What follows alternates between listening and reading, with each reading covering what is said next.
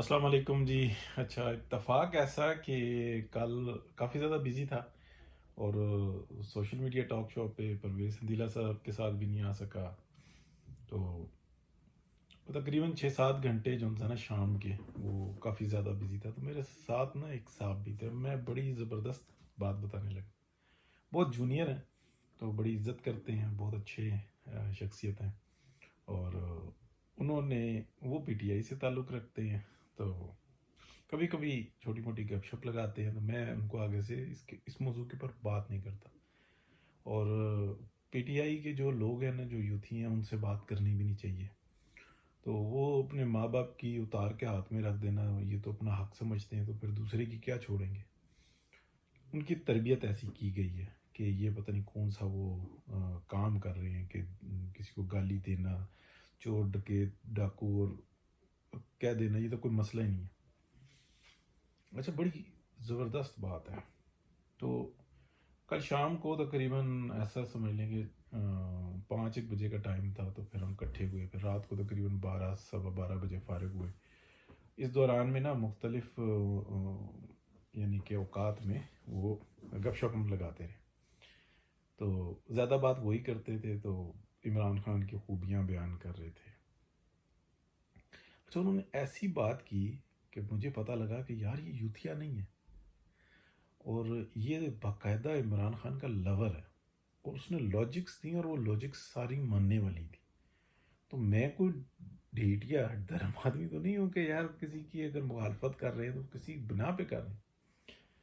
اب اچھا وہ کچھ اس ٹائپ کی تھیں, تو میں حیران پریشان تھا تھوڑا تھوڑا سا نا. تو سوچ رہا تھا کہ آ کے نا اس پہ میں کل انشاءاللہ ولاگ بناؤں گا اور بات کروں گا. تو رات کو آ کے کوئی 1 بجے میں پہنچا ہوں واپس, تو تھکا ہوا تھا. تو پھر میں بیٹھ کے ذرا دیکھنے لگا کہ دن میں کیا کیا ولاگز ہیں. انیق ناجی صاحب کا میں نے ولاگ سنا. اچھا تو کافی تقریباً 50-60% نا وہی باتیں وہ انیق ناجی صاحب کر رہے تھے. تو اور بھی ایک آدھا کوئی دیکھا تو اسی ٹائپ کی لگ بھگ مطلب تھوڑا تھوڑا سا وہ بھی وہی کر رہے تھے. لیکن انیق ناجی کا جو تھا نا, اور ان کا وہ ولاگ جو تھا, وہ انیق ناجی صاحب کا جو ولاگ تھا وہ کافی سملر تھا ان سے جو انہوں نے باتیں کی. اب انہوں نے ایک باتیں کیا کی یہ دیکھیں. آج جو تھا نا بہت بڑے پیمانے پہ وہی رائے جو نا چل رہی ہے. لیکن جو یہ جو شخصیت تھی, میں نام نہیں لے رہا ان کا, بالکل ینگ ہے. تو وہ کہنے لگے میں جو ہے نا عمران خان کو اس لیے پسند کرتا ہوں, یہ بات سیدھی کرتا ہے اور بڑی دور کی سوچتا ہے. میں نے کہا وہ کیسے؟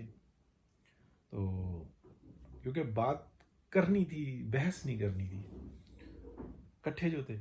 تو کہنے لگا دیکھو جب اس نے 18 کا الیکشن لڑنا تھا نا, اس سے پہلے اس نے اپنی پارٹی کے اندر جو ان سے تھے نا بہت سارے لوگوں کی ویڈیوز بنا کے رکھی تھی. تو جو ایم پی ایس تھے ان کی ویڈیو ٹائم پہ نکالی کیونکہ ان کو ٹکٹ نہیں دینے تھے. اور ویڈیوز تو بہت ساری تھی, جس کو دینے تھے ان کی نہیں نکالی, جس کو نہیں دینے تھے ان کی نکال دی, پیسے کے لین دین کی. تو کہتا ہے یہ دیکھو نا کتنا سمجھدار آدمی ہے. میں نے کہا یار اس میں تو کوئی شک ہی نہیں کہ یہ کافی سمجھدار آدمی ہے. وہ کہتا وہ جو ویڈیو نکلی تھی نا وہ 2 سال پرانی تھی. تو میں نے کہا, کہتا جو اپنی پارٹی کے ساتھ ایسا کر سکتا ہے تو وہ اب کیا کرے گا. میں نے کہا جو اس کا بس ہے وہ کر رہا ہے. کہتا نہیں, بڑی زبردست اس نے بات کی. کہتا جن لوگوں پہ وہ اٹیک مار رہا ہے, نام لے کے نہ بتا رہا تھا, جن کے اوپر آج کل اٹیک چل رہا, کہتا ان کی ویڈیوز نہیں بنائی ہوں گی اس نے,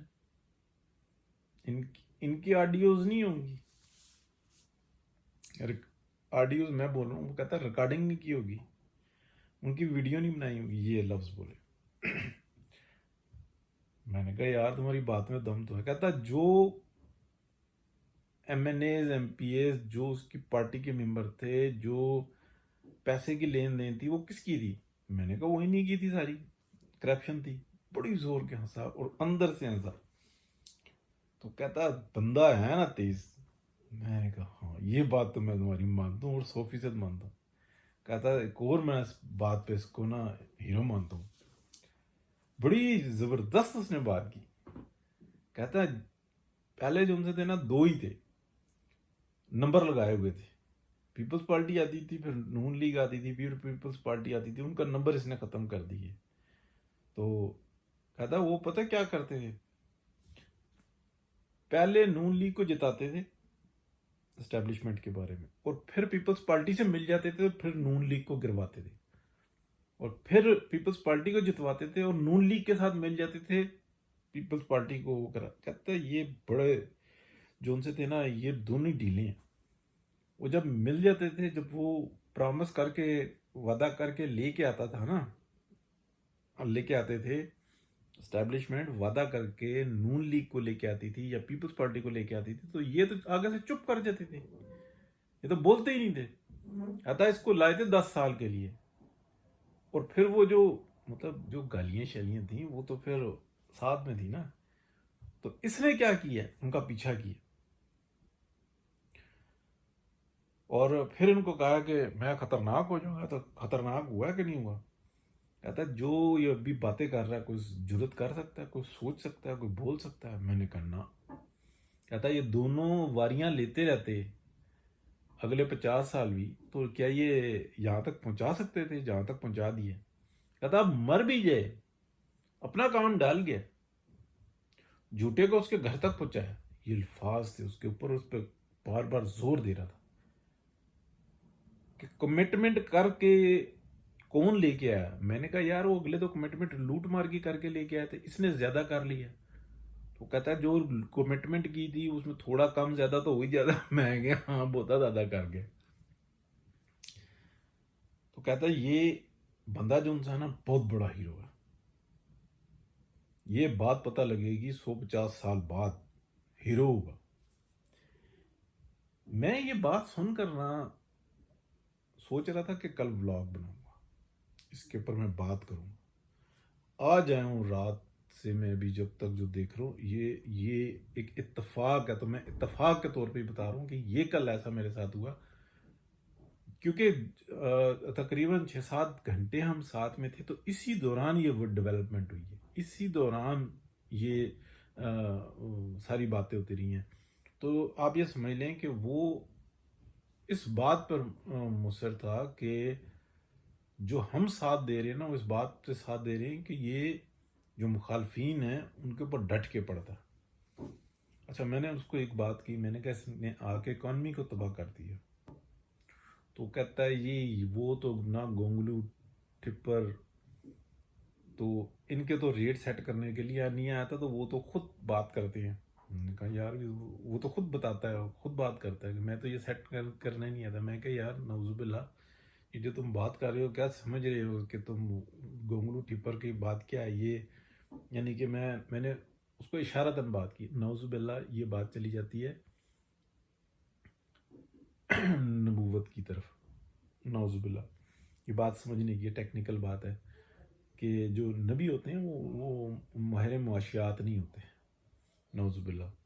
تو میں نے کہا یار یہ جو بات کرتا وہ تو کام ہی کچھ اور کرنے آیا, وہ تو کرپشن کا خاتمہ کرنے کے لیے آیا, وہ تو چوروں ڈاکوؤں کو پکڑنے کے لیے آیا.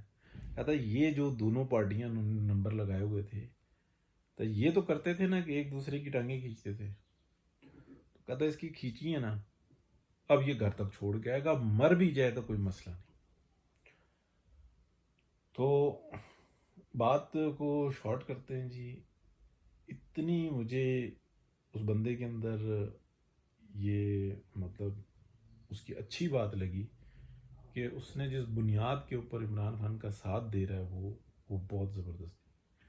اور اس نے یہ بھی بتایا کہ اس ملک کے اندر جو بیماری ہے یہ اس کا خاتمہ کرنے کے لیے آیا.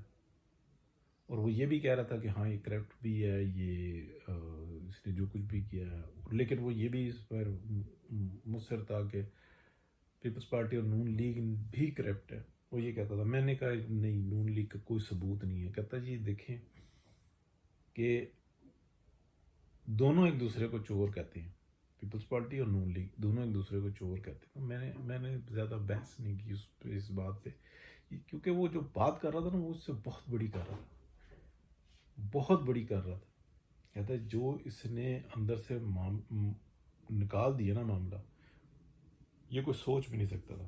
اب بے شک اس کو مار دے. اچھا جب واپس پہنچے ہیں تو وہ سیالکوٹ کا جلسہ اور پھر وہ قتل کی سازش اور یہ ساری میری جان کو خطرہ ہے، یہ ساری چیزیں. میں نے کہا یار یہ دیکھو 2-3-4 گھنٹے پہلے، کیونکہ نہ وہ میں بھی آف لائن تھا، وہ بھی آف لائن تھا، بالکل ہم جو ہے نا ڈسکنیکٹڈ تھے. میں نے کہا یہ دیکھیں 100% یا تو یہ ماحول کی وجہ سے بھی ہوتا ہے کہ کچھ آئیڈیاز لگتے ہیں، لیکن یہ بات حقیقت ہے کہ بہت کام کی اس نے بات کی، بہت کام کی. یہ جتنے یوتھی ہیں نا ان میں سے شاید 2-4 ہوں، 5 ہوں، کیونکہ اگر لاکھوں کہہ دیتے تو لاکھوں یوتھیاں نہیں ہیں، لیکن نظر بہت آتا ہے. یہ کوئی 1-2 پیس ہوں گے ایسے، کیونکہ مجھے پہلا ملا ہے یہ بندہ. کافی دن سے میرا واقف ہے، لیکن میں اوائڈ ہی کرتا تھا ہمیشہ، کیونکہ وہ مجھے باتیں کرتا تھا کہ چور ہیں، ڈکیت ہیں، ڈاکو ہیں، تو میں آگے سے ہنس دیتا تھا. بحث کرنی نہیں چاہیے.